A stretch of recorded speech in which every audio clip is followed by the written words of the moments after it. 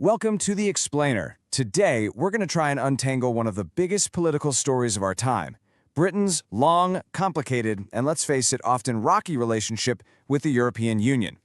You know, this quote from Winston Churchill, said decades before Britain even joined, just nails it, doesn't it? This whole feeling of being with Europe but not of it, it really captures the fundamental tension that's been at the heart of this story from the very beginning.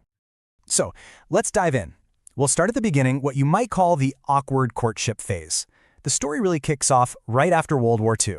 While the rest of Europe was thinking, how do we bind ourselves together so this never happens again? Britain was kind of looking in a different direction, towards its empire and the Commonwealth. So right from day one, their priorities were just different. And this timeline, well, it shows you everything you need to know about that awkward start. When the club was formed back in '57, Britain decided to stay out. Then, when it finally changed its mind and wanted in, the door was slammed in its face by France, not once, but twice. It took a full 16 years from the EU's founding for Britain to finally get a seat at the table. Talk about an awkward first day. Okay, so that brings us to the next phase, the awkward partnership. Even after they finally got in, this was never going to be a straightforward marriage. The honeymoon period, if you can even call it that, was basically over before it started. It became obvious really quickly that Britain and the rest of Europe had signed up for two very different things. And this slide right here gets to the absolute heart of the problem. For Britain, this was a practical economic move. It was about a common market, making it easier to trade. But for the rest of Europe, this was a deeply political, even emotional project. It was about creating an ever closer union to make sure the horrors of war never returned. They were just on completely different pages. Now, to really get the British side of things, you have to understand this one crucial concept, parliamentary sovereignty. It is the absolute bedrock of the whole UK political system. The idea is pretty simple. The elected parliament in London has the final, ultimate say on the laws of the land. Period. So here's where the collision was just bound to happen. Being in the EU means accepting that, in some areas, European law trumps your own national law. For a country built on that idea of parliamentary sovereignty, the thought of giving up the final say to courts and officials in Brussels, well, for many it felt like giving away a piece of the country's soul. It wasn't just a political argument, it was about national identity.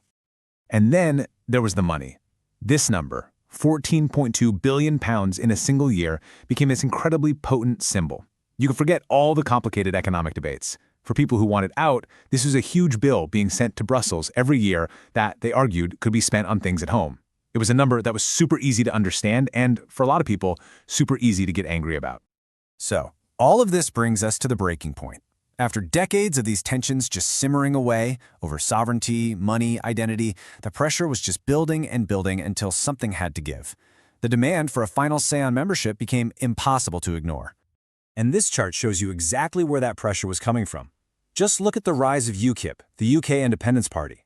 By 2014 in the European elections, a party whose entire reason for existing was to get Britain out of the EU actually won. They got more votes than any other party.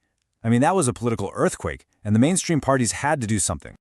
And that something was a huge gamble. Facing all this pressure from UKIP and from within his own party, the Prime Minister, David Cameron, made a promise. He said he would settle the question once and for all with a simple, straight choice, an in-out referendum. And just like that, it all came down to this. Decades of debate, of that awkward partnership, of all that tension, was all boiled down to one single but incredibly profound question for the entire nation to answer: leave or remain. And here it is, the result. It was a narrow margin, for sure, but it was decisive. On June 23, 2016, by 51.9% to 48.1%, the United Kingdom voted to leave the European Union, ending a 43-year partnership and sending shockwaves around the world that we're still feeling today. So what now?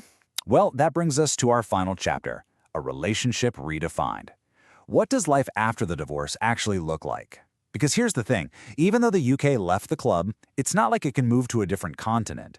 Europe is still right there, its closest neighbor and biggest trading partner. The new relationship is built around a trade deal.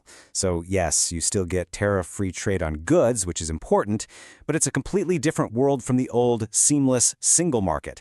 The big change, of course, is that the free movement of people is over. Instead, you've got new border checks and a whole lot of new paperwork. In exchange, the UK got back the power to do its own trade deals with the rest of the world. But listen, this was never going to be a clean break. The issues you see on this list, they're just a snapshot of the messy, complicated new reality. The situation in Northern Ireland is uniquely sensitive and a constant challenge. And the true long-term economic impact? Well, that's something people are still trying to figure out. And that really is the question this whole story leaves us with. Was this a final divorce, a clean break, or is it just the latest and maybe most dramatic chapter in this long, unavoidable, and endlessly